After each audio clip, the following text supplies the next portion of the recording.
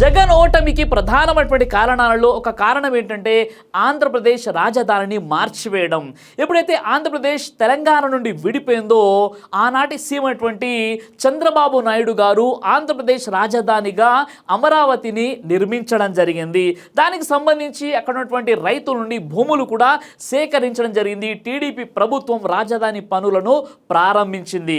కానీ ఎప్పుడైతే 2019లో జగన్మోహన్ రెడ్డి గెలవగానే టీడీపీ నిర్మిస్తున్నటువంటి రాజధాని అమరావతి పనులను పూర్తిగా ఆపేసి కొత్త రాజధాని గురించి వెతకడం ప్రారంభించారు. మనకు ఒక రాజధాని కాదు 3 రాజధానులు ఉండాలి అని చెప్పి ఈ విషయాన్ని తీసుకురావడం జరిగింది. కానీ ఎవరైతే అమరావతి కోసం భూములు ఇచ్చినటువంటి రైతులు ఈ 3 రాజధానుల సిద్ధాంతాన్ని పూర్తిగా వ్యతిరేకించడం జరిగింది. ఈ విషయం హైకోర్టు మరియు సుప్రీంకోర్టు వరకు తీసుకెళ్లారు. అయినప్పుడు కూడా ఈ రాజధాని విషయంలో వైసీపీ తగ్గలేదు. చివరిగా కోర్టులో ఉండగానే వైజాగ్ ని రాజధానిగా చేయడం కూడా జరిగింది.